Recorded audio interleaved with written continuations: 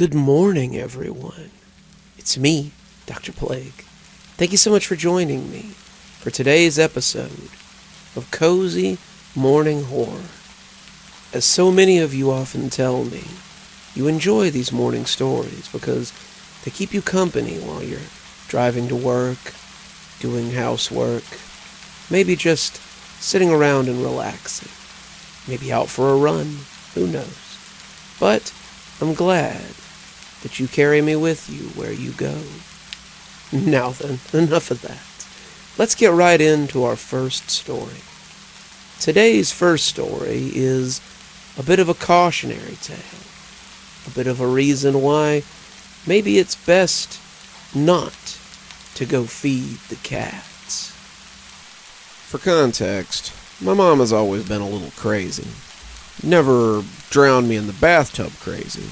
Just a little off. Like sometimes, she was living in a different world than the rest of us. Like, when she looked at you, she knew in her heart that you were less real than her. I remember being really little and walking into her room to find her crying over a heap of her clothes on the ground. She had scissors in her hand, and she was cutting out every spot of purple she found. "I can't see it anymore, Cassie," she said through the sobs. "I can't see the colors I'm supposed to see anymore." I went and hid in my room after that. When my dad came home, he found me locked in my room and asked me what was wrong. I explained what had happened with Mom, and he just sighed and went to talk to her. What I couldn't explain was that I hadn't locked the door because I was afraid of her. I had locked it because it felt like an added barrier between myself and the reality that my mother wasn't okay. When they divorced, I don't remember any particular incident that broke the camel's back. It felt more like an inevitable conclusion that we had all accepted for years by the time it finally happened. What I do remember is listening to my dad read off a list of the big crazy moments from their marriage. Some of them were a surprise to me, like him coming home to find her hiding in a closet with a knife. Most of them, though, I remembered all too well. So when the judge looked at me and asked if what my father was saying was true, it was all I could do to nod back at her.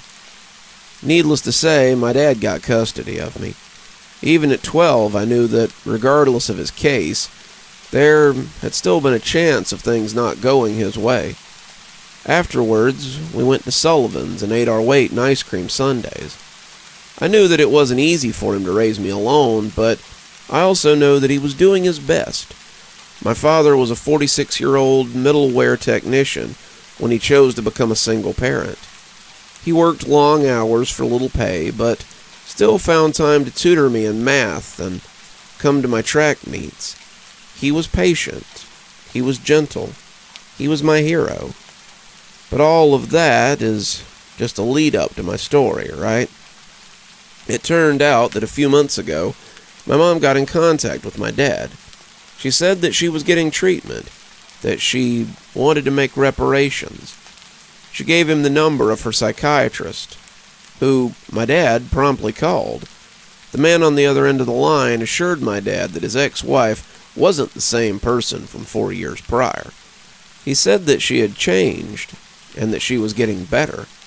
He promised that getting closure with my dad and me was vital to her healing. At first, Dad refused. He was convinced that no amount of medication or therapy would change the woman who had haunted him and his daughter all those years. Eventually, though, he met her. He says it was just to get her off his back, to put the final nail in the coffin. Instead, he realized that she really was acting different, more lucid, more stable. They met a few more times, and with each meeting he became more and more convinced that she had gotten better, that this time it would be different. When he walked into the house after seeing her, I couldn't tell what he was feeling. It felt like some kind of exhausted hope, the kind that shouldn't still have a pulse, kind of undead yearning. He needed help. I'd known that for years. He was working himself to the bone trying to take care of both of us.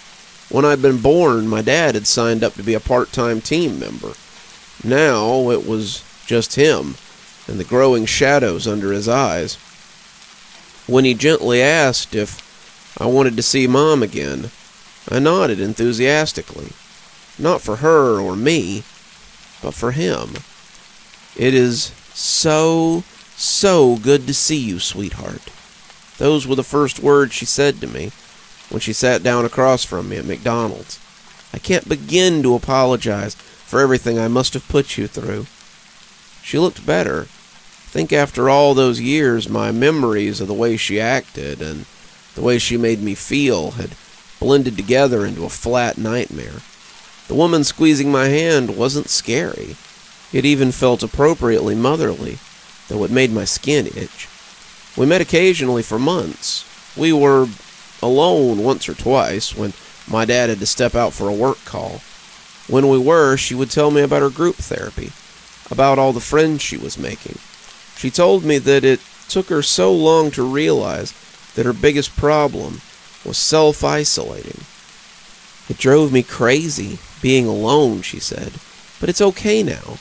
Now I'm not alone." Eventually, my mom asked Dad if I could stay with her overnight. He was clearly uncomfortable with the idea and told her that he'd have to think it over. All I could think about was the work retreat, the trips with friends, all the times that my dad had missed out on living his life to take care of me. All for me. And I thought that maybe, just maybe, if I got to a place where my mom could take on even a little bit of the burden, that he might have his life back.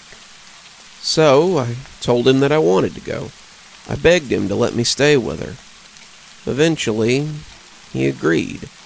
"I'll be here to pick you up at 7, he said, as he pulled my suitcase out of the car.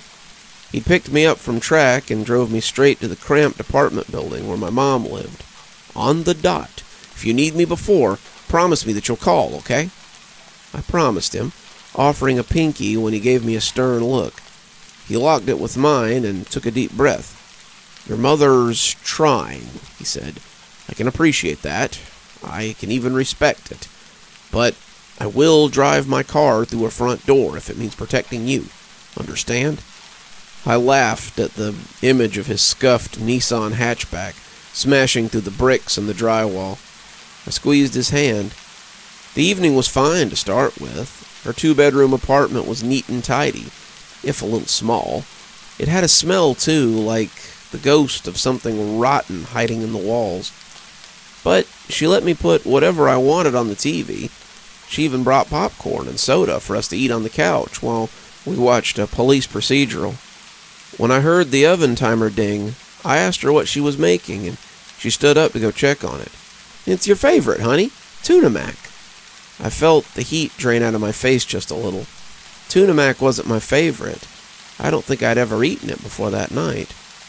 But I told myself to shrug it off. It had been years, hadn't it? It was all right for her to have a little misplaced memory. That alone didn't mean that anything was wrong. The phone buzzed with a text from my dad. "All good?" he asked. "You're such a worrywart," I responded, after giving his question a thumbs up. We ate at the table as the procedural show wrapped up. I felt like we should be talking, sharing, but there wasn't much to say, really. The absence of conversation stretched between us like a tightrope, but we didn't dare step onto it. As I scraped the last bit of tuna mac from my bowl into the trash, Mom told me that she had picked out a movie she thought we'd like. I agreed to it and sat on the couch as she put the disc in. It was a strange movie. Scary, but not in the way that a horror movie is scary. In the way that a nightmare is scary. Like everyone around you knows something that you don't. It followed a woman with amnesia trying to understand what had happened to her. At a certain point, I got a little too weirded out. The strange dream logic of the movie was like a headache I couldn't shake. I pulled out my phone and started to scroll through social media, trying to do so in a way that Mom wouldn't notice. I shouldn't have worried. She was so enthralled by the movie that she was leaning expectantly forward, her eyes full of excitement and hunger. Just over halfway through, however, She suddenly grabbed my knee with an intensity that made me jump. I looked up at her to find that she was still looking just as intently at the TV. "Watch this. This part's my favorite," she said. I looked up at the screen to find the main character holding each other in bed, the sexual tension escalating rapidly. I felt my cheeks flush. I know how it feels to see a sex scene with your parents in the room, but this one was different. My dad always got a little uncomfortable in a way that made my discomfort feel more normal. He would usually fumble with the remote as he tried to skip through. With him, it was something to laugh about, a running joke between us. My mother's fingers digging into my skin as she commanded me to watch these two women going down on each other felt wrong, though. She shouldn't be touching me, shouldn't be encouraging me to watch. She shouldn't have that wild hunger in her eyes. I knew in my head that my mother had never been violent, had never tried to hurt me. But with her one hand on my knee, I couldn't help imagining the other one holding a knife behind her back. I felt like I was going to throw up, my throat quickly closing.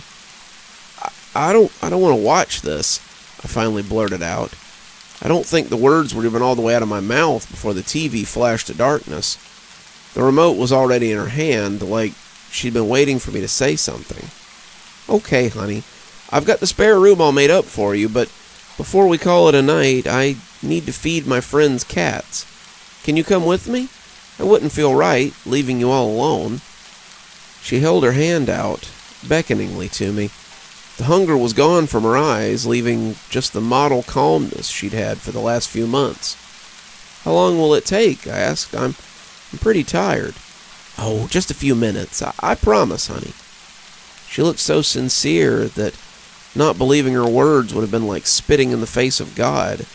I'd be a bad daughter, a terrible daughter, if I didn't trust her. Of course, I see it now. I see that a person trying to earn back their trust wouldn't act like they had never done anything wrong. A person trying to be better would make allowances for the pain their actions had caused.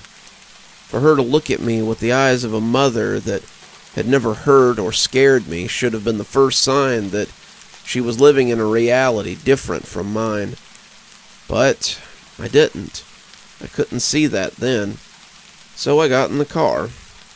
My stomach started churning after 15 minutes on the road. I tapped my foot on the interior carpet, feeling the moments of the car trip slip on and on. "You said this wouldn't take long," I asked eventually. "Oh, silly," she responded. "I meant feeding the cats wouldn't take long." "No, my friend lives a little bit out of town, but we're almost there. Don't worry." She turned the radio up after that, a pop station that kept fading in and out of static. I could feel my body trying to take a quicker, faster breath and tried to wrestle my panic away. I tried sending my dad a quick checking-in text as we turned off the highway, but the phone buzzed a moment later to tell me the text could not be sent. By the time we pulled into the snaking gravel driveway, we'd been driving for about 45 minutes, and the radio was a hornet's nest of static. To call the place a house was generous. It was a cabin nestled in some deep woods on the outskirts of town, the kind where you can just tell that the owner declined electricity and running water for the sake of independence. "Oh, sweetie, they're just gonna love you," Mom said as she turned the car off and dropped the keys into the cup holder. Then she got out and closed the door. "The cats?" I asked, the still warm interior of the car. The inside of the cabin was no better than the outside. When I walked in, my mom was already holding a long neck lighter to a lantern, casting a dim and gloomy light around the place. The rug on the hardwood floor was moth-eaten and ragged. The rotten coffee table looked like it was ready to fall any second. The old couch was gray and muted, and I didn't want to find out if that was sun damage or dust. "So, your friend lives here?" I asked slowly. "I gotta go get some food from the shed," she called cheerily back at me, not answering the question as she stepped out the back screen door. I looked around me. No bowls or cat food, no scratching posts, not even any claw damage on the old couch. In that moment, standing in the dim light of the strange place, an unwelcome thought popped into my head. The storybook image of Hansel and Gretel being led into the woods by their father so that he could abandon them. She's not going to leave me here, I told myself. That would be crazy. The memory of her cutting the purple from her clothes was my only rebuttal. I listened closely to the silence of the night, sure that I would hear the sounds of feet on gravel, the sound of the engine turning over. Instead, through the overwhelming silence, I heard a shuffle, the creak of a board, the sound of someone trying to stay still, trying not to be perceived. Did she double back? Is she going to try to scare me? Why would she do that? I jumped when the screen door slammed open, admitting my mother and a 25-pound bag of dry cat food. Hungry cats, I muttered. Cats? She asked. I saw such genuine confusion on her face that it made my eyes well up with tears. The cats? That's what we're here to feed, right? I said in a small voice. Oh, hungry cats, she laughed. Sorry, I misheard you. Yes, very hungry cats. Hungrier than you think. I helped her move the bag to the porch, where she flashed the screen of her phone around until she found a grimy dog food bowl tucked beneath the rotten benches. There we are, she said. She haphazardly tore the bag open and spilled the kibble into the dusty bowl. So, we can go now, I asked. No, sweetie, she said, turning to me with confusion. We have to wait until the cats come to eat. Don't you know anything? Oh, okay, I said, my body beginning to shift and tighten in a way I'd consciously forgotten. The knowledge that the person in front of me was not living in the same reality as me shot through me like pain. The awareness that the wrong word would have my mother ripping my throat out with her teeth shook me. So, what's your friend's name? I asked. What do you mean? Her eyes were no longer on me. They were on the tree line, tracing the shadows between the trunks. Your friend, the one who owns the house. Yes, it's his house. He doesn't come by much anymore, but he told me I was free to visit whenever I wanted. I just had to feed the cats when I did. She turned to look at me, but I knew that she wasn't seeing her daughter. Her eyes drifted around me like she was evaluating a statue or a cut of meat.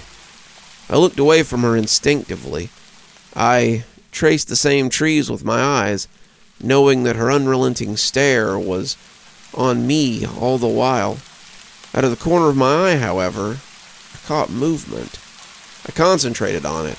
Without looking, I realized that I was seeing the shed where the food had been. The roof had caved in, like the victim of a violent crime. The door was hanging off its hinges. And there, poking out from behind the rotten mass of the shed, was a figure. A gray form against the shadowed backdrop of the woods. It loomed from the darkness like something was curious. I know we might be here a while, waiting, my mom said, her eyes still on me. Why don't you go lay down inside? I don't want you telling your father I kept you up all night. Yeah, I said, my voice sounding 1,000 miles away. I felt like I was swimming through glass, slow and morbid. Why don't I go lay down in the car? That way when we leave, you won't have to wake me up. No, her voice was stern now, harsh. You'll hurt your back in the car, Casey. Lie down on the couch. But you're my daughter, she shouted, her voice rising in the night air. When I tell you to go to sleep, you'll go to sleep, goddammit. Do you understand? I felt my breath grow ragged, felt the tears falling, but I was no longer in my body. I was made of clay, soft and moldable, easy to smash and put away when you're done with it. My mom's arms were around me in an instant. It's okay, honey. Mommy's here, she said, like she hadn't been the one to shout at me, even as she led me into the abandoned cabin. Mommy's gonna make it better. You just need to lie down, all right? She laid me on the dusty couch and patted my cheek with one hand. Then she walked through the door onto the porch and into the grass. "Here, kitty, kitty, kitty, kitty," she began to coo. "Kitty, kitty, kitty, kitty." I needed to get up. I needed to run. I needed to get to the car, but my limbs felt heavy and weak. Like all it took was having my mother yell at me for my childhood fears to fall over me like chains. I tried to slow my breathing, to regain control of my body. I heard my mother's voice grow fainter and fainter. Was she walking away from the cabin? Was she walking into the woods? That's when I noticed the other sounds. Not the shuffling from before, not the sound of hiding. The sounds of walking, of careful, measured steps. I heard the boards creak in uneven rhythms, like something was slowly dancing, but it was all wrong. I heard the dry rasp of nails on peeling wallpaper. I heard laughter that sounded wet and dry at the same time. Something began moving against the back of the couch, and I stared with half-closed eyes as its shadow fell on the wall. In the outline cast by the dim little lantern, I saw something clamber onto the back of the couch. It perched like a gargoyle, but I could see that it was massive, the size of a man, balanced precariously on a wooden piece of furniture that groaned in protest. The thing above me emitted a low growl, like the rumble of a distant earthquake. I felt a heavy wetness hit my shoulder, and it began to run down my limp arm. I stayed still, not by choice, not because I thought it would keep me alive. In that moment, I knew that I was dead, that I would never see my dad again. I knew that I was going to be eaten or murdered or torn apart by whatever was drooling. And since I knew that to be true, I knew that there was no point in running, no point in fighting. It was over. All that was left was to accept that. "There you are, you nasty thing." My mom's voice cut through the tension like a flashlight through darkness. "Your friends are all out here. Don't worry, you can play with her later after she's had her nap." Through the slits of my eyelids, I watched as the shadow of the figure leapt heavily to the ground. It danced violently into view, spinning in slow, uneven circles before it came to rest on all fours by my mother's feet. It looked mostly human, but the proportions were wrong. The arms were too long, the knees bent at impossible angles. As it followed my mom to the door, it looked back at me. Where the eyes should have been were spheres of black glass. The surrounding skin was mottled and scarred in horrible twisting patterns. As it smiled, I saw that where the flat chiclet teeth should have been were instead sharp splinters of bone that seemed to bleed freely, long rivulets of bloody drool spilling onto the hardwood. It cocked its head at me, the black glass looking into my soul. Then it leaned its head back, inhaled long and deep, and followed my mother through the door. "Good kitty," I heard my mother say from the porch. Her voice was drowned out by the sound of dry food being shattered by sharp teeth. The back door, that was all I could think of. That rusted screen door was my only hope of escape. I slid myself off the couch as quietly as possible, my knee landing softly on the tattered rug. I stayed low to the ground and crept around the couch, stepping only on the boards that looked steady. "She'll be so excited to meet you, pretty girl," my mom said, still cooing to the thing on the porch. "And I know you'll be happy to see her, too. I promised you more wet food, didn't I?" Once I reached the screen door, I took a deep breath. The door had been loud when my mom had opened it earlier. Looking at the rusty springs holding the door closed, I could only hope that they had been the source.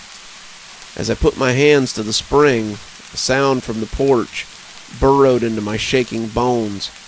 It was somewhere between a howl and a gasp, the sound of air running over broken windpipes, a song I didn't want to hear. It spoke to a deep, ancient part of my brain. It told me to hide. Shaking worse than ever now, I pulled at the spring just enough to pop it off the screw. holding it to the door. Then, my breath still, I pushed the door open and hoped for the best. It didn't make a sound, at least, not over the yowling on the porch. It swung open in silent invitation to the darkness. All that panic, all that fear wouldn't let me be careful anymore. I could see the nose of the car in the carport, could practically taste the dust covering the tires. I couldn't wait. My feet were quiet as I ran through the grass, but the second I stepped onto the gravel of the carport, the porch singing stopped. "Cassie," my mother called. "Honey, where are you?" In moments of true panic, I've never experienced time moving faster or slower, like people always describe. For me, things just start happening all at once. In my mind, there's no delineation between the moment I pulled the door open, the moment I scrambled for the keys, or the moment I snapped the car into reverse. They all happen simultaneously, like photographs, spinning in open air. As I changed gears to drive, however, I remember my mother standing in front of the car. The headlights played across the fabric of her dress. The dust kicked up by the car obscured her and the half-dozen creatures flanking her on either side. And in her eyes, I saw real hurt, a genuine sense of betrayal. "What are you doing?" I saw her mouth. I didn't answer, in flagrant violation of the 3 months I had before I could drive a car without a guardian present. I tore down the driveway and away from this madness. I took every curve inadvisably fast, feeling the inertia of the car trying to buck me every time. I drove so fast that the cloud of dust behind me quickly obscured the house from view. Good riddance. I was almost to the main road when I caught sight of the thing out of the corner of my eye. It was one of the creatures, the one from inside the house, loping easily alongside my reckless driving. Its glass eyes weren't looking ahead of it, however. They were locked on me, and as it stared me down with its smile, I knew one thing beyond a shadow of a doubt. I had only imagined that these things were human, maybe deformed or mutated, but still human. Even driven insane with pain, a human could be reasoned with, empathized with, on some level. But these weren't humans. They had never been humans, not by a long shot. In that smile gleaming with blood, in the contortion of muscles where eyes should have been, I knew that these were something else, some other. That wasn't the shape of a human becoming an alien, but of something alien trying to become human. Only it had gotten the details wrong. I exploded onto the paved road and took off in what direction I thought the highway had been, keeping an eye out for the creature. I saw it pacing along the rooftops, tracking me through the flickering sodium vapor lights. By the time I hit the highway, the thing seemed to be gone. I couldn't be sure. I think that was when I realized that the tears were shattering on my thighs, that I was gasping in air through sobs. So I drove, not towards home, not towards anywhere in particular. I pushed the speed limit, trying to put as much distance between me and the awful, awful cabin as I could. It wasn't until I felt something buzzing at my feet that I thought about stopping. In the chaos, my phone had fallen to the floor. I grabbed at it and saw that I had a dozen texts from my dad and 20 missed calls. My tears changed then, no longer those of an escapee. They were the tears of someone about to be rescued. I pulled into a rest stop and called him, sniffling. I tried to explain, but before I could, he cut me off and asked where I was. I read him the address of the stop. "Tell me everything," he said. I could hear him getting into his Nissan. So I did. I told him everything. I know that in stories like mine, the teenage daughter always holds back details, so she isn't thrown in a mental hospital. But I didn't even think about that. I told my dad about the movie, about the tuna mac, about Mom saying that she just had to go feed some cats. When I told him about seeing the first creature behind the shed, I threw up in the passenger seat. When my dad eventually got to me, I fell into his arms and sobbed and screamed and shook. My father, the middle-aged IT professional with a bad hip, helped me like he had helped me when I was 5. "We're going to call the police," he said, running his hands through my hair. "We're going to tell them the important bits. She took you to a strange place and made you feel afraid, right?" "But how? I don't think we can explain the other parts, honey. But I don't think it makes much of a difference either way." I nodded. That made sense. We were halfway back home when the weight of the night settled over me, waves of tiredness washing me away to unconsciousness. I looked at the clock and smiled when I woke up. It was 7 a.m. "On the dot," I said, starting to drift away. "On the dot, kiddo, just like I said." That was a week ago. After we talked to the police, they sent a patrol car up to the cabin for my mom. When they got there, no one was around. All they found was an empty bag of dog food next to a bowl, with my mother's shoes neatly beside it. According to the county records, the cabin's been abandoned for decades. The last owner had died before the turn of the century, and the land deed was split between his children. The police talked to all of them, but none of them have any connections to my mom. They assured us that they're still looking into it, but I'm not holding my breath. Doesn't matter anyway, because we're leaving. The house is already listed. My dad's been doing online interviews for a new job in a new city. He stayed home from work all week, and he called me out of school. We keep the doors locked and the windows drawn. The revolver he normally keeps in a safe is always nearby. As soon as he can lock down a new job, he says we're booking our flights. We're getting the hell out of this town, from my mom and from those monsters. In the meantime, we're sleeping in the family room. I sleep on a pull-out while Dad sleeps in the love seat. He's watching over me. I can't wait to leave, though, because sometimes, as hard as he tries, my hero falls asleep, and sometimes when he does, and I listen really close to the silence, I can hear that awful, awful singing. And every night, it's getting a little bit closer. I see I haven't scared you off yet. Well, let's see if we can't fix that with our next tale of horror. This one comes straight out of the woods on a little camping trip. This story is no Pinocchio tale, and will maybe make you be on the lookout for the strange and terrifying Clickity Clackity. I know it sounds silly, but has anyone ever heard this old poem about the Clickity Clackity? I don't know if it's just something from my small town that they kept alive or what, but I've been trying to do some research about it for the last few weeks. I haven't come up with much, and I'm looking for help. Honestly, at this point, I'm really begging for someone who has some information on this thing to step forward. But this is the poem I'm talking about. In these woods there lives a puppet. It sits and watches all who pass, with eyes of coal and teeth of rust, with skin crackling and full of crust. With wiry limbs, brittle as spent glass, it moves with subtle creaks and cracks. So if you're ever in the woods and see a puppet sitting near, do not look at it, no matter your fear. Just pretend you're okay. That's truly all I can say. In these woods, there lives a puppet. For some context, I live in the southern edge of Wisconsin. My family has always been pretty savvy when it comes to camping, and it was a big thing for my brother Paul and I growing up. We always had fun during family camping trips.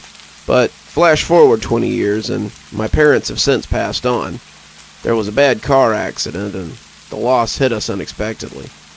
So, as a little remembrance trip, my brother and I had planned a final journey up into the woods that our family had frequented. It's up near the town of Clements, Wisconsin. It's where my family had always camped, but this time we were going in deeper into the woods, just to have a little extra privacy from the normal campground tenants. Plus, we were planning on getting a little drunk, so we didn't want any officers kicking us out. So, we made our plans. We were going to meet at 3 p.m. on Friday afternoon in the parking lot of the Clements Park campground, after which we'd head up north for a couple of hours. We'd found a decent spot in a clearing through Google Map, and we wanted to check it out. After all was said and done, the plan was to head back to our cars on Sunday afternoon. It was just a dumb, drunk, grieving kind of weekend getaway. We both wanted to talk things through, but neither of us could really be described as the going through armchair therapy sort of people. This is just how we handled things. But once Friday came around, things immediately went south. I'd parked my car in the run-down dirt lot of the Clements Park around 2:30. There were a few scattered cars of other campers littered around the dirt field, but nothing really of note. In a way, I felt relieved that I wouldn't have to exchange pleasantries with any old family friends. But although I didn't see any familiar people, I did see familiar faces. The trees that had stood tall since I was a kid still remained in their proper places. They held on rebelliously firm to their plots and were left untouched by time. If anything, they had appeared larger to me that day. They had loomed over me with an intensity that I hadn't felt in years. Either they had grown larger, or I had felt much smaller. With a deep breath, I took in the strong, nostalgic smell of the cypress and pine trees that filled the woods. It had always amazed me that the memory could be triggered so heavily with scent. The smell of fresh trees and dirt had taken me back to simpler times of life, when you entrusted your whole being to the care of others, when you were so little that your parents had seemed unstoppable by the forces of nature. You felt carefree because your parents could protect you. You never had to worry about yourself. Now that I was an adult, I knew that whole premise was faulty from the start. When death arrives, it arrives. It doesn't matter how much experience or wisdom you have. It has always, and will always, take what it wants. After a few minutes, I checked my phone and saw 2 unread text messages from Paul. He wrote that he was going to be a few hours late due to work, but told me to just go ahead without him. He said he'd meet me at the clearing sometime in the evening. I remember feeling disappointed in him. I know it wasn't his fault. He had a rough job. But this was supposed to be our time together. Our time to BS and get everything off our chest. I knew that at the end of the day, there was nothing I could do about it. I just thought, whatever, and kept moving about with our plans. I walked behind my rusted little Honda Civic and popped open the trunk. What was inside my beaten-up sedan was worth more to me than my entire life's work. Right in front of me lay the same beaten-up rucksack that my dad had always taken with us. When he passed, my brother and I found all his camping gear still prepped and ready to go in the garage. At that point, we hadn't camped together for at least a decade. As a man, I held back tears as we found it. I think Paul had too. "Hey, Dad," I remembered saying as I picked up the heavy bag. "We're going on another trip together. Paul will be here soon." I looked towards the dirt path leading deeper into the woods and knew it was going to be one hell of a trek forward. It was pretty well known in our town that the trees in Clements Woods weren't exactly easy to travel through. There were thick patches of dry rotted tree limbs that had entangled and knotted around each other. One bad foot placement, and you'd end up snapping more than just tree limbs. With that in the back of my mind, I started my journey. The first thing you have to pass through is the standard campsites. They were full of beat-up trailers and half-assed tents. We called most of the trailers out there the regulars. They pretty much lived out there during the summer. They were good people, just a little odd. Once you got past most of them, you finally hit the start of Clements Trail. It's less of a sanctioned path and more of a dusty foot trail. Years of fishermen coming and going had created a thin line of dirt that my family had enjoyed walking through for well over a decade. My brother and I walked down that exact path time and time again with our parents. It was basically a mile loop around a lake that happened to find itself surrounded by jack pines and red cedars that had made up the bulk of Clements' ecosystem. Past that was relatively untouched land. Now, was it legal for us to camp out past the sanctioned areas? Probably not. But what conservation officer would head several hours into the woods on a hunch there might be some buffoons grieving out there? So I pressed forward, continuing northward as I went into the depths of the tree line. Before I knew it, the Clements campground were out of sight and out of mind. During my hike, I used the sun as my marker and kept a good pace.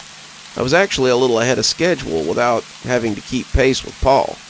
Incredibly, it was just over an hour of me walking due north that I started noticing something. There was this odd creaking noise coming from the distance just beyond me.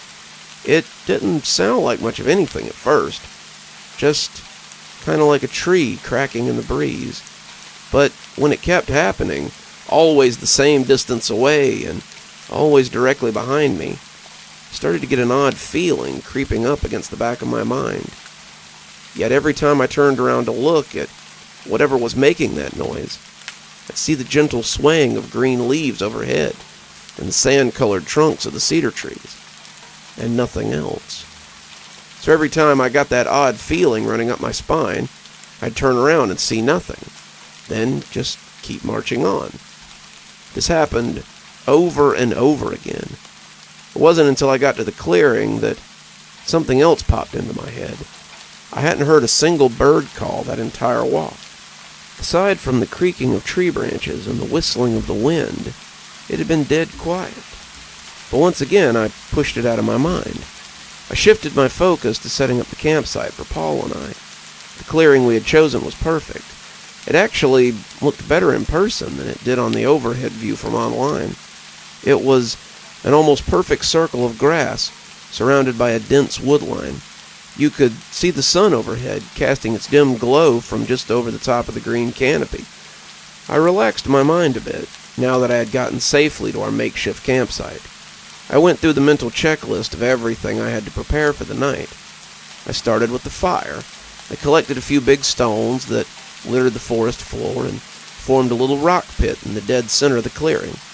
Shortly after that, I made a big pile of dry firewood that I had found scattered around the ground.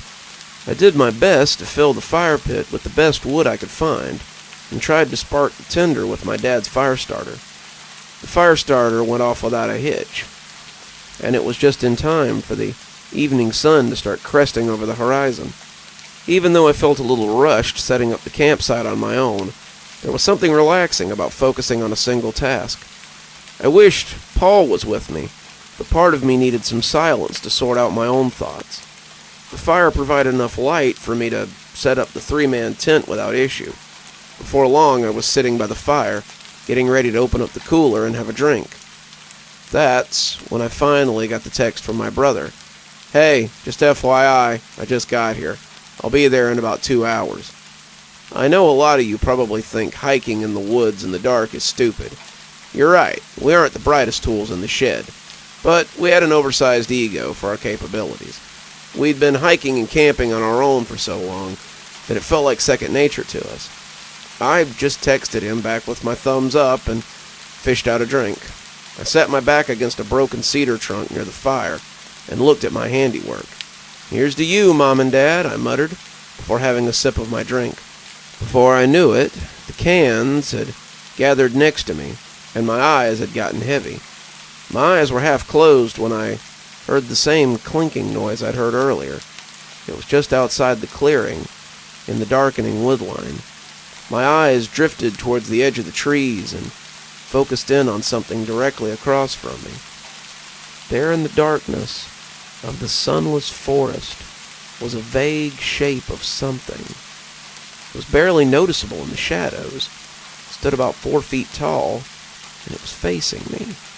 I slowly leaned myself forward off the tree trunk, my eyes fixated on the small, dark form. I was expecting it to turn and run away from me. It wouldn't have been the first time that I'd been spooked by a deer in the night. I thought to myself that any second now I'd hear the skittering of the deer hooves as they scampered back into the woods. But that's not what happened. As my eyes were focused on the little shape, it started to walk towards me. And by walk, I mean walk. Even with it being cast in shadow, I could tell that it had the frame of a small child. It was deathly thin and gaunt. It moved with a sense of weightlessness to it. The moment that it passed into the camp's clearing, the fire licked its face with light. Even through my drunken eyes, I could see what it was. It was the face of an old wooden marionette. I felt my heart lurch up in my throat. My body had instantly skipped the fight-or-flight response and went straight into freeze. I could no more lift a finger of my hand. All I could do was watch and examine the puppet's features. The wood was old and weathered, cracks and chips layering its pale skin. The eyes themselves were dark and empty, and the mouth was just a gaping hole full of rusted metal false teeth. It had what appeared to be human hair matted over its wooden scalp. It was just staring at me. Time passed, and it just kept staring. I worked up enough courage to slowly slide my hands towards my flashlight.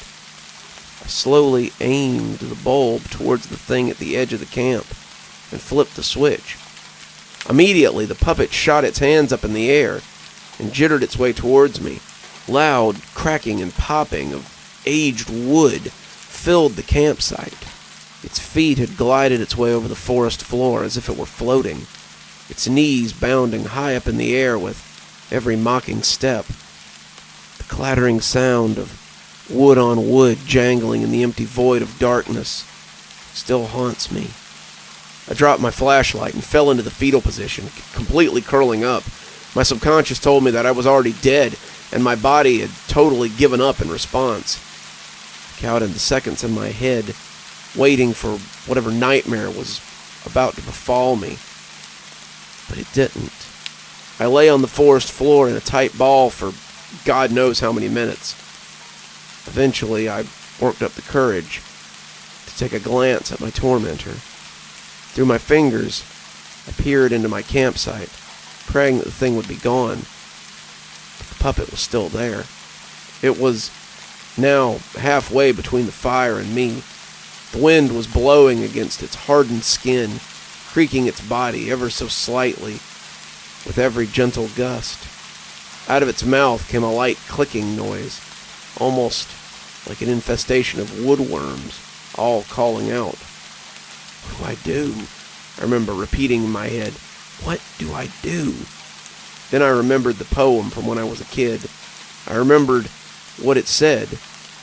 Just pretend you're okay. So I slowly sat up and kept the puppet in my peripheral vision. It turned to face me, but I did my best not to pay attention. You're at camp. Act like you're at camp, I silently recited to myself. I noticed that the fires of the fire pit had begun to dim. I needed to stock the pit again before the light went out completely. I looked over to the large stock of dry wood I'd collected earlier. I thanked God that I'd been smart enough to make a pile before sitting down for the night. The timber couldn't have been more than 10 feet away from me, but when I went to take a step towards the dry wood, my legs nearly gave out from under me. I was shaking bad. I heard the puppet begin to creak its way back up behind me. Maybe it noticed my fear. Maybe it knew I wasn't acting right. My intuition was flaring up in my mind like red-hot coals, that this thing wasn't just something I could run from. I had to play the game. Get the firewood. Don't acknowledge it. Just get the firewood. Straightened myself up and walked as casually as I could over to the bundle of fallen tree branches and limbs. I picked up a large handful and turned around.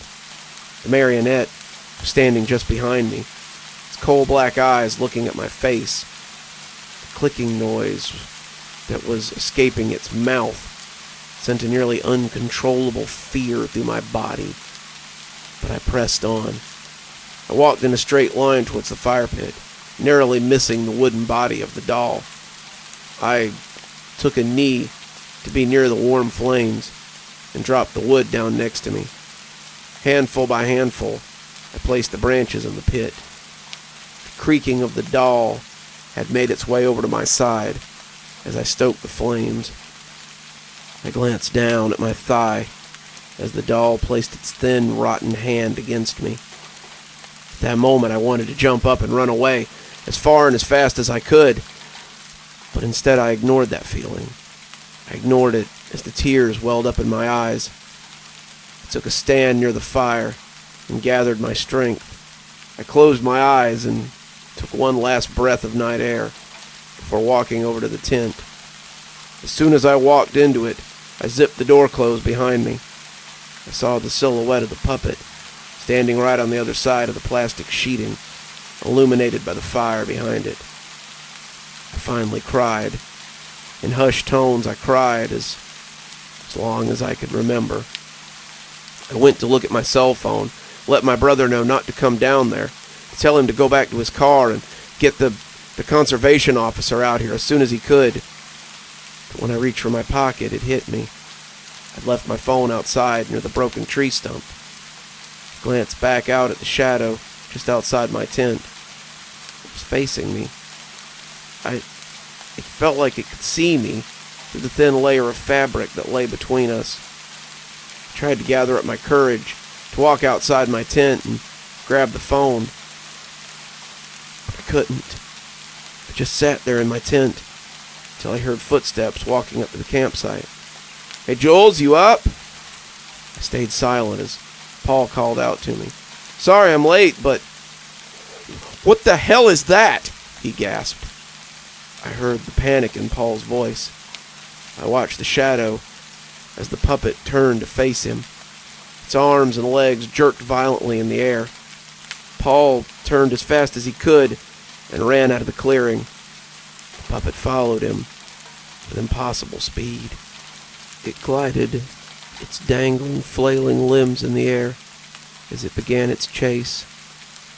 Not even a minute later, I heard a horrified yelp, the complete silence. I stayed in the tent all night, numb, broken, defeated. I just continually asked myself why I didn't say anything, why I didn't do anything. By the time morning came, I had left camp, picking up my phone and trying to dial Paul over and over again. There was never an answer. I left everything I brought in that exact spot. I never went back for it. I left those woods in a half daze that I've never recovered from. Before I knew it, I was back in the campground. I contacted the officers in charge of the area, and they conducted a search. They refused to listen to anything I had to say about what I'd seen. But the thing is, they didn't just dismiss it like I was crazy. It was like they'd already known what had happened and had refused to acknowledge it. We never found my brother. I could never take another walk in those woods either. I left the searching up to the police and the local volunteers. What I can do is ask a question. Does anyone know anything about the old Clickity Clackity story? That rain sounds nice. Almost makes me want to take a little nap. Though, I certainly couldn't recommend it. Not in Grandpa's chair, at least. I tried to sleep, but I remembered the black skies, the lightning too. It was all around me. I remembered each flash as time began to blur.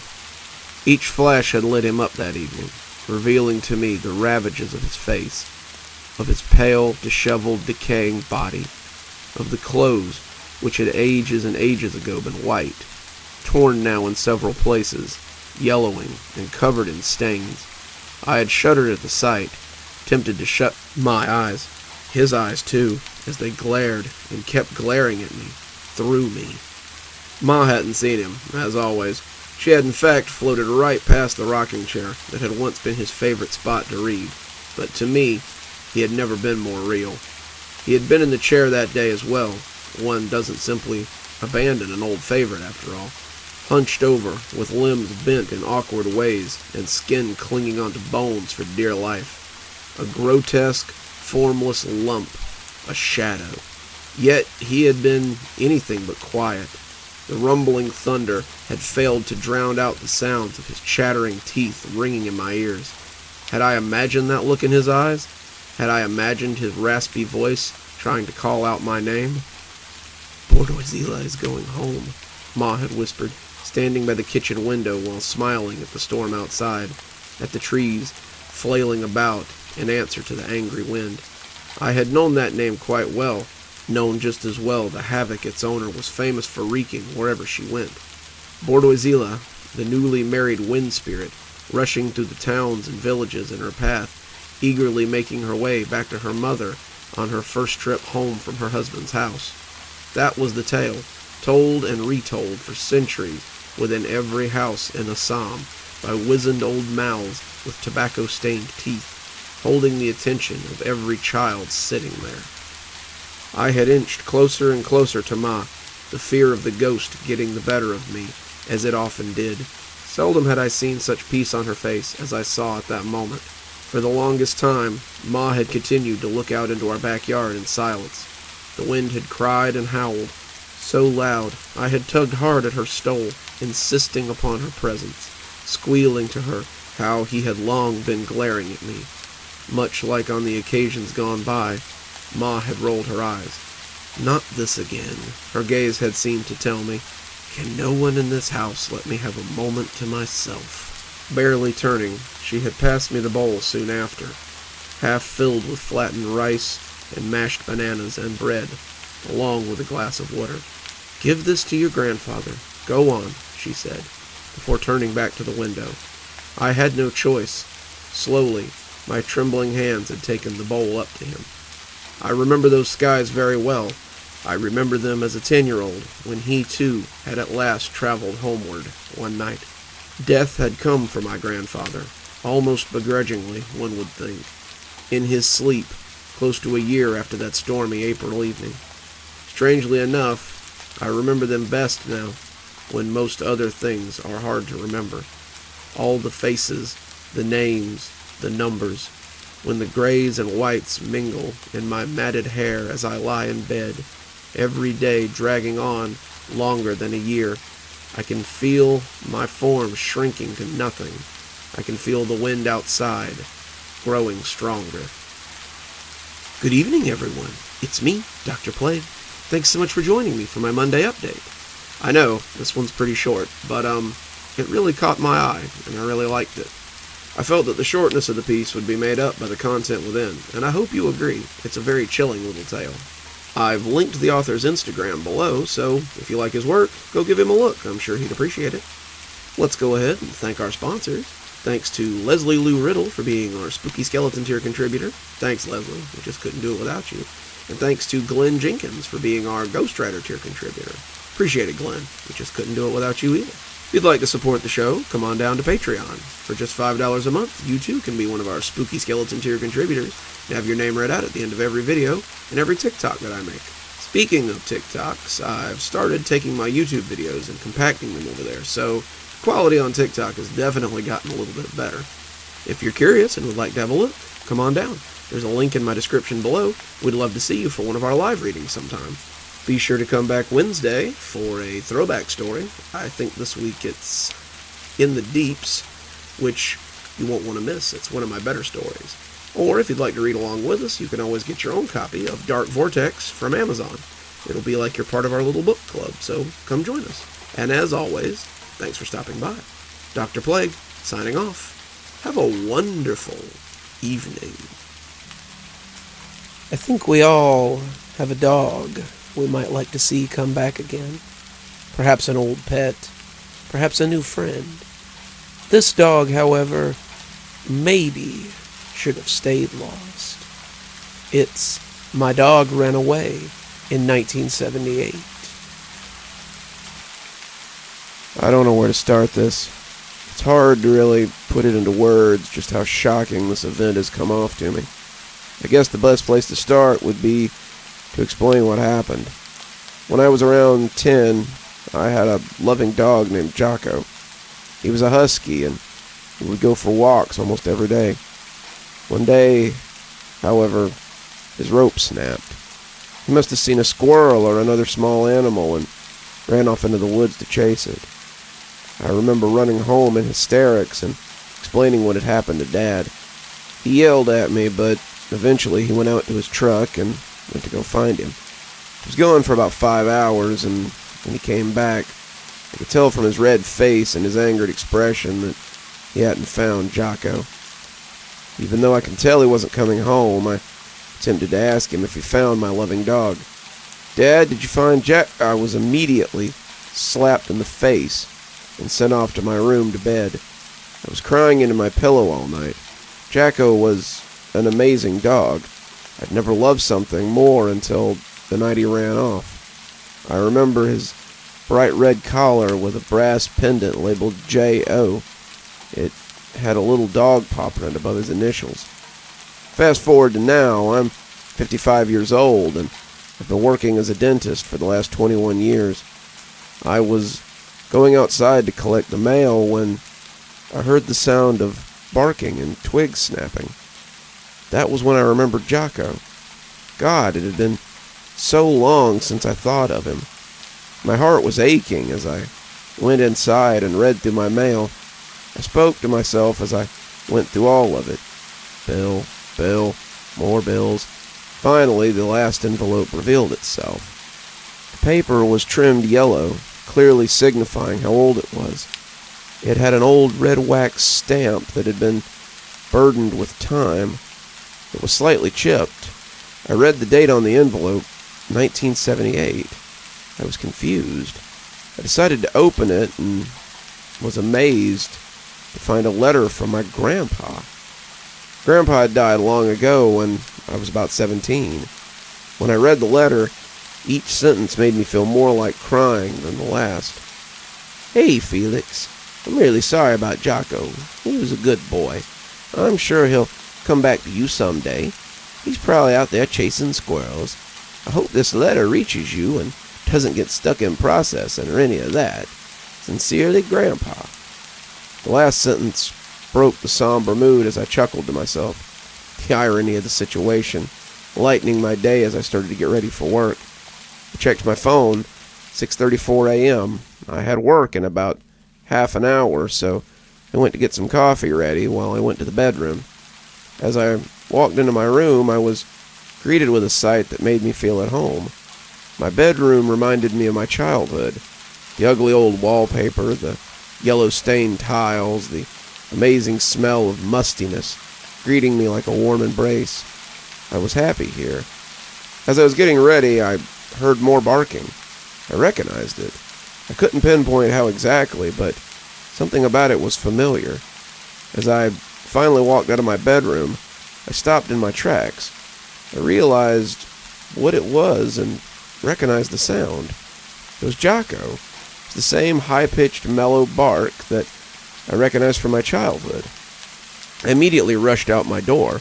I ran to the back of the house. I frantically rounded the corner to see my childhood best friend lying in the dirt. Immediately, two details popped into my head, which made me happy and confused. I had moved around 700 miles away from my childhood home. And two was, when Jocko ran off, he was around 5 years old. Dogs don't live that long, I thought. Maybe this was a different dog that sounded and looked like Jocko. That thought was immediately disproven as I noticed the bright red collar and the brass pendant around his neck. I ran up to him, and he didn't even seem fazed. He started to groan as I looked at the pendant. The initials read J.O. My hands were shaking so violently, it looked like I was having a seizure. I immediately embraced my long-lost best friend, but something felt wrong.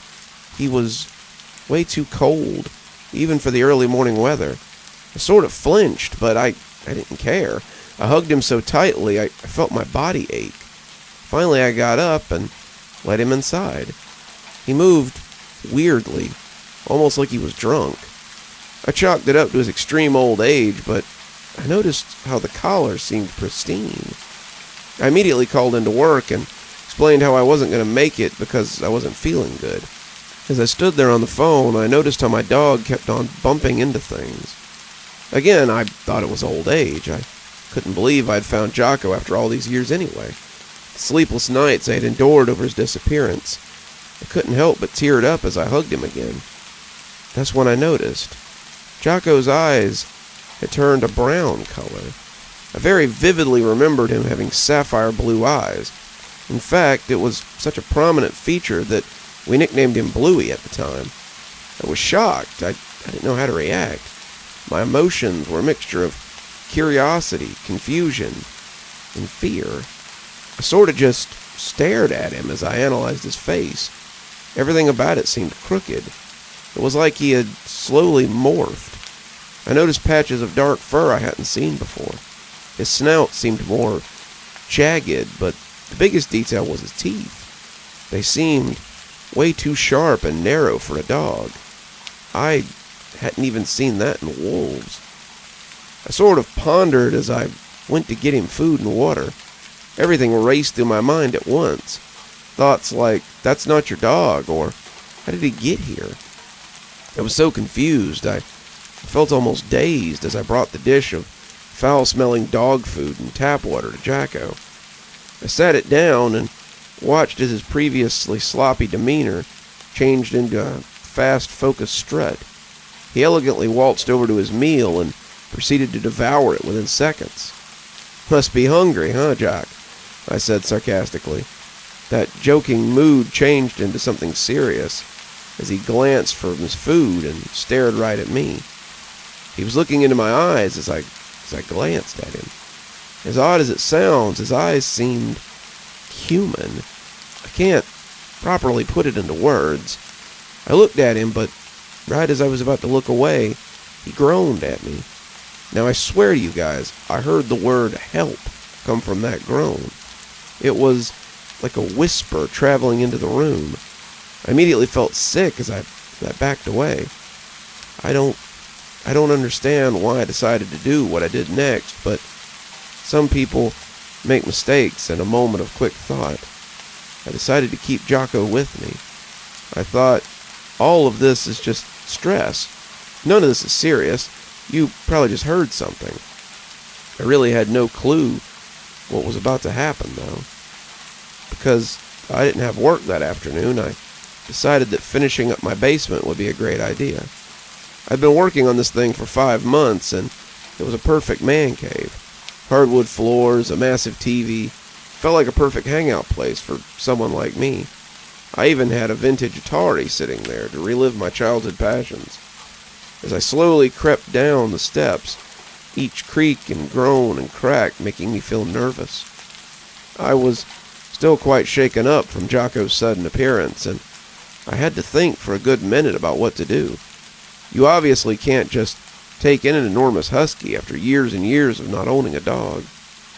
I started to remember how long it had been since I'd seen him last. 1978? That was simply not possible. It was 2023, and that meant that Jocko would be 50 years old. Started to think, what if this was a completely different dog I just brought in? What if he's completely rabid? I started to worry as I shifted damp cardboard boxes in the basement. Each shift made me flinch as I heard the familiar sound of paws stomping on hardwood. I listened as Jocko slowly walked down the wooden stairs. I turned around to see him. His tongue was hanging out. I saw black viscous liquid on his tongue, and I almost gagged. The room was filled up with a pungent odor. Think of roadkill that's been left to rot in the sun. I started to gag even harder as I watched Jocko take very slow steps towards me. It reminded me of a wolf silently approaching its prey.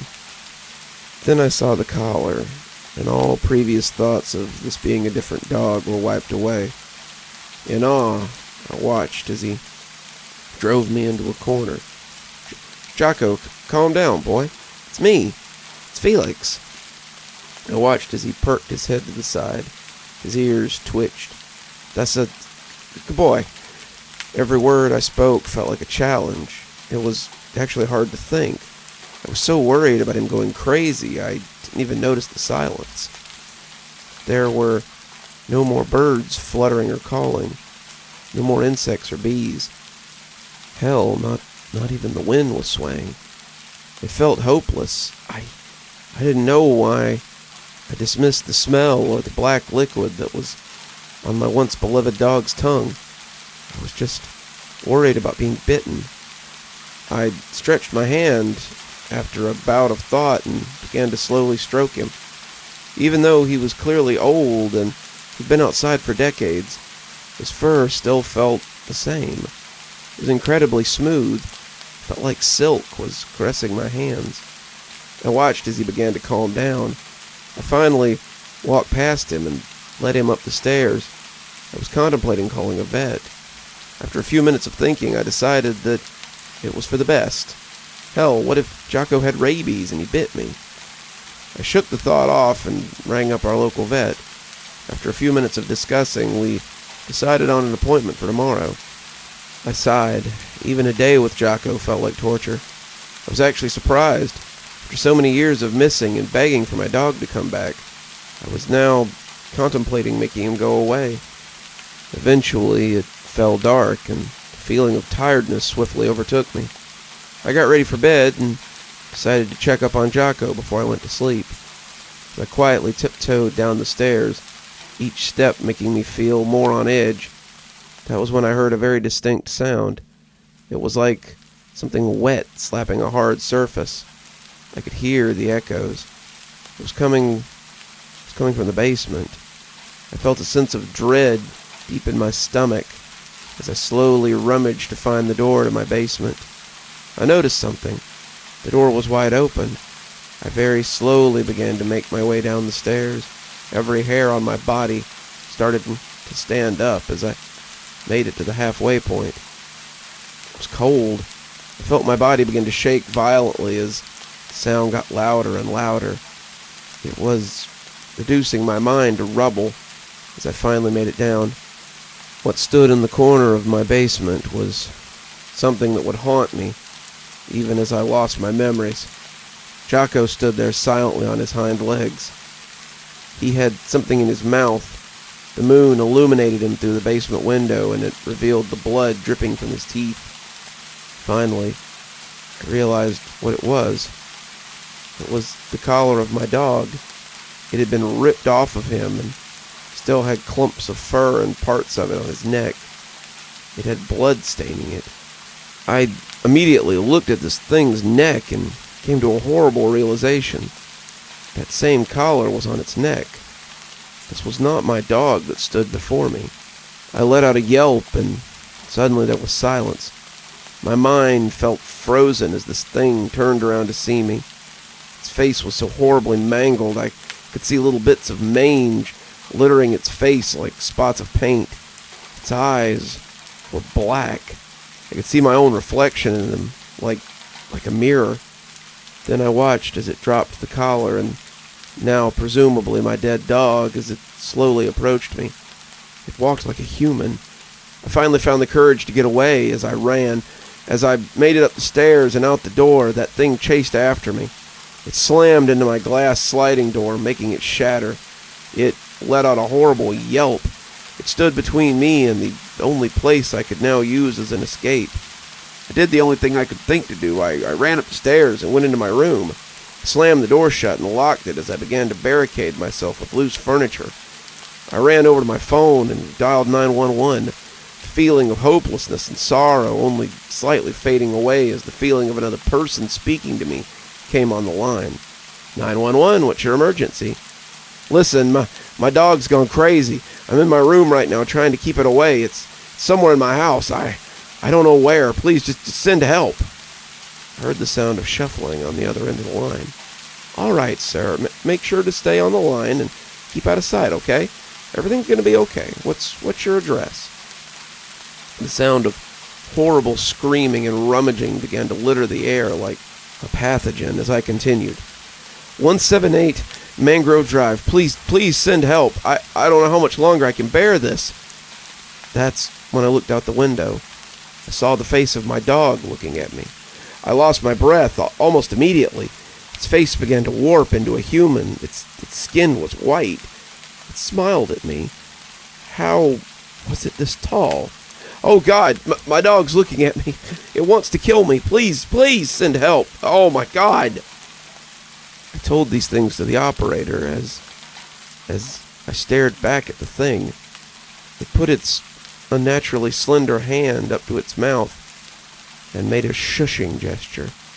I screamed, but it didn't last long as I felt the elevating sounds of this thing's horrible chuckle. I felt so alone. It kept on looking at me with its horrible grin, its smile so large as it stretched beyond my window. Then it showed me something that has me crying while I write this. I watched in terror as its hands reached down and pulled something off the ground. It began to pull up a gray fur-covered body. It was Jocko. I could see the red collar on its decapitated body. I began to cry maniacally. Why was this happening? Was this all a dream? Sir, we're 2 minutes away. Hang in there. The voice on the line echoed as a feeling of hope began to fill my body. Something that quickly faded as the thing began to put its hand to my window.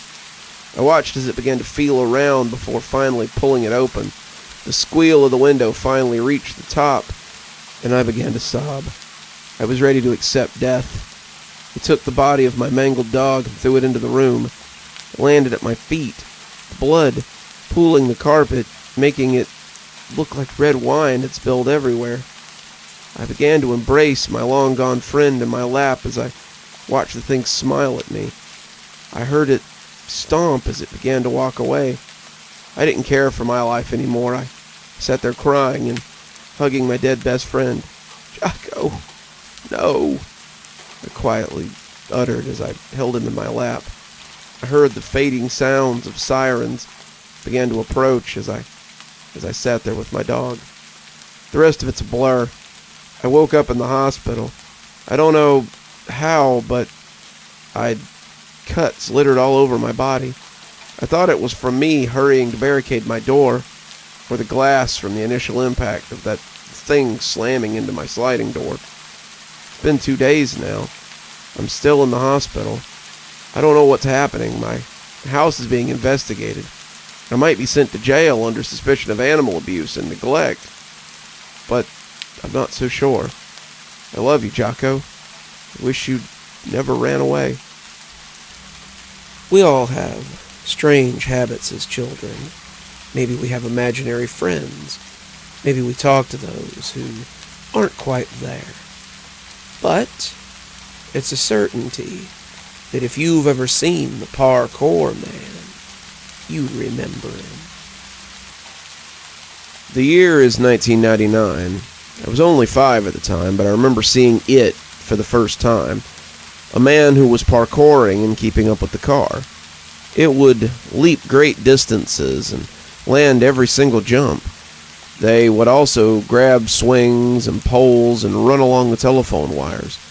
I was so invested in this imaginary being that I would name them Parkour Man. I'm almost certain anyone reading this has done the same in some capacity. But I never really thought too deeply about it, or why this was a phenomenon that we all share. Like the cool S that everyone used to draw, no one knows the origin of that parkour guy. Ever since I've gotten older, my ability to imagine the guy has gotten worse and worse, and eventually it stopped existing altogether. That is until last week. Monday of last week, to be exact. So ever since I was a child, I would get crazy migraines and body pains. I would also complain to my parents, saying how much it hurt, but they always chalked it up to growing pains or ADHD. Strangely enough, the pains and migraines started to become less and less frequent as I got older. This was the same time I started seeing less and less of the Parkour Man. Fast forward, and I'm now 29 and starting to get random pains and migraines again that I can't explain. So I did the adult thing and went to a doctor about my issues. They did some tests on my blood pressure and a urinalysis, and the doctor called me after a day or two. To my surprise, he told me I was just dehydrated and to drink plenty of water. I drink about 1 gallon of water a day. I don't know how I'm dehydrated. Eventually, my migraines became so frequent, my wife would be the one driving me around because I couldn't focus on the road with the pain I was in. Monday was when I started to see it again. The Parkour Man jumping from streetlight to building and down, graciously tumbling and climbing. However, he was different this time. The parkour guy I knew wore a ninja mask and wore black clothes, but this one was just a silhouette, and he was constantly staring at me. I looked at my wife as we were going to my next appointment to resolve the problem and asked, "Have you ever looked out the window of a moving car and seen one of those imaginary parkour guys running alongside?" "Well, yeah, I do vaguely, but my life was different when I was a kid, and I couldn't sit still. I haven't in a while, but I imagine I would if I had to ride passenger all the time." She laughed, and I laughed along with her. I didn't tell her that he looked different, or that it was staring at me, or that I saw him at all.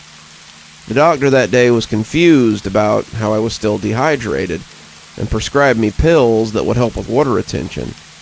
My health has declined, and I was starting to feel weaker and weaker as the day went by. Each day felt like I was crawling to get by, and my energy was way down.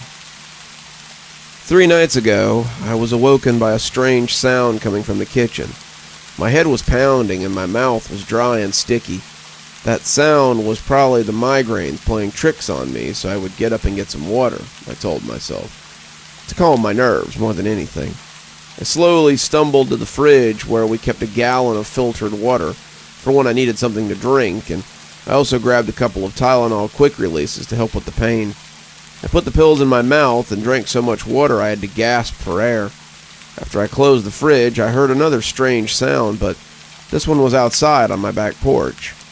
My porch is about 30 feet off the ground because the house is built on a steep hill. I walked with one eye open to see what it was. I looked around with the blurry vision I had and saw it hanging from my porch, staring at me, though I could only see the top of its fingers and its eyes. Its face was always blank or blurry, but this time I could see its deep black eyes and pale skin. There was a sheen of water on top of its head. I slowly backed away, thinking this may be a hallucination due to fever or pain. I just went back to bed and tried my best to ignore it. The next day I got up and went to the kitchen for more water, and I looked at the porch. The door was wide open. There was no sign of forced entry either, only a single set of footprints entering the home and vanishing once it passed the rear door. Ever since seeing that, I had a strange feeling I was being watched, no matter if I was inside or outside. I could feel it watching me with those black eyes. Throughout the day, I kept experiencing the feeling of unease and dread. The day seemed to drag on, and now and then I would catch a glimpse of the man in the mirror or the glass. I had another appointment that morning and needed to leave. My headache had gotten worse, but the pain and fatigue had been getting better. While inside the car, I laid my head against the cool glass, which gave me a moment of reprieve from the heat and the migraine that I'd been dealing with. I usually closed my eyes, but the feeling of being watched kept me from dropping my guard and sleeping. Looking through the window, I could see it standing in front of the car. This time, I got to see its whole face. Pale white skin with deep black eyes, but no mouth or nose. He only had holes on the sides of his head, which I assumed were his ear holes. Seeing it standing in front of the car shocked me to my core, and I screamed in terror. My wife tried to comfort me by showing me there was nothing there. She stepped out of the car and stood right where it did, and he disappeared behind her. "See, hun? You're just going through delirium due to dehydration. I love you. It's going to be okay." She spoke in a calming voice. However, I knew better. I knew it was real. I don't know what it wanted, but I could feel it was waiting for me to be alone. As we pulled away, I could see its blank, expressionless stare as it stood in our driveway, watching me ride away. As we traveled the old streets in the downtown section of my city, I would catch a glimpse of it, staring at me and not moving. It would be on top of a building. Cold, expressionless eyes would meet me and cause me dread and anxiety as if it was there and there was nothing I could do. I tried my best to look away, but every time I would, it would show up in the center of my vision. I tried closing my eyes, but I could still see it in my head, staring. We arrived at the doctor's office, an off-tan building with a blue tin roof. A sign on the building in an orange hue declared it to be Mercy Medical Center, and it was shining with light. I felt my fear response speak in my chest, telling me not to enter the place, as I was going to die by walking in. The gates of Tartarus were standing in front of me, wanting me all the more. My wife tugged on my shirt and held my hand, guiding me through, her face shining through my fuzzy vision. With her help, I was able to get to my doctor and start talking. Before we started, I had to sign a few forms, which I couldn't remember what was for. An experimental drug, but it was supposed to help. This is a new type of drug meant to target the part of the brain that controls blood pressure and nerves. It seems that your blood pressure is really high, and this should bring it down. We can only guess that it's a hypertensive crisis that's been drawn out for a week, but since the condition is pretty scary, we've been trying to get you into whatever we can to monitor you. I can give you a shot to take this medication, get it working now, and it'll last all day until around 6 a.m. He pulled out a syringe and plunged it gently into my arm. I sighed in relief as the medicine coursed through my veins. I could feel the pressure of my head reducing and the fuzzy blur starting to sharpen and fade away. I shook his hand and left with my wife. It was such a relief, I cried on the car ride home, being able to look out into the bright midday sky and feel the warmth of the sun on my skin without any of it being overbearing on my body. Best of all, it was no longer in sight, and the feeling of dread and overwhelming anxiety was fading into obscurity. Before we got home, we stopped at the local CVS to get the prescription needed. I got home, and the colors were brighter than normal, and everything felt better, cleaner, fresher. The lights in my room were clearer, and the smell of the home felt more crisp. Everything was fine, with no sign of it, and I just forgot all about it as well. I let my guard down. Last night, my dreams were a vivid tapestry of vibrant colors and motions that only Van Gogh could illustrate. It was surreal and amazing, however, this bliss that came to an abrupt stop when I was awoken by my wife's crying. "What's wrong, honey?" I said in a worried tone. The only thing illuminating the room was a soft green light shining from the alarm clock, saying it was 3 a.m. "It wants you, but you keep running. Why do you keep running?" she said. What do you mean?" I said, as I reached towards her hand to move them off her face. As her hands pulled down, I stared in abstract horror. Her eyes were missing, and ink ran down her face. "It needs you." My wife, what I thought was my wife, started to contort vocally and physically. Her bones snapped like fresh celery, and her voice became static as she brought her arms over her head to grab the bottom of her jaw and pull it sharply, ripping it off. The bed was flooded by her warm, viscous blood. In my horror, she kept crawling towards me, crying, asking me to stop taking the medicine. I looked towards the nightstand and saw it standing in the background, smiling at me from a mouth made from tattered flesh and gnarled teeth and the same black eyes. Before I could take the medication, it grabbed my wrist and leaned in close. "You have seen so much. You'll run out eventually, and when you do, I'll welcome you into the void." The searing pain left a black mark on my arm, and I reeled away, and as it just stood there, staring at me. I grabbed the pills and took one quickly, hoping the nightmare would end. It was when I woke up from the dream. My wife was there, sleeping soundly, and I reached over to see her face, but it was normal. I got up to go to the bathroom and wash my face for a minute. The cold water woke me up more. The sudden realization made me almost vomit. Knowing what I was seeing was as real as it felt. I looked down at my arm. It's a handprint. It's black on my arm, like a fresh tattoo. I only have 30 days of pills, with my doctors no re-upping on them since they're experimental. Even typing this now, I can see him on my black screen, staring at my every move. What do you do when you meet an impossible situation like this? Oh, bother. Sounds like the rain might be stopping. Sounds like it might also be a perfect time for me to let you get back to life in general. Till next time, Dr. Plague, signing off. Have a wonderful day and an even better evening.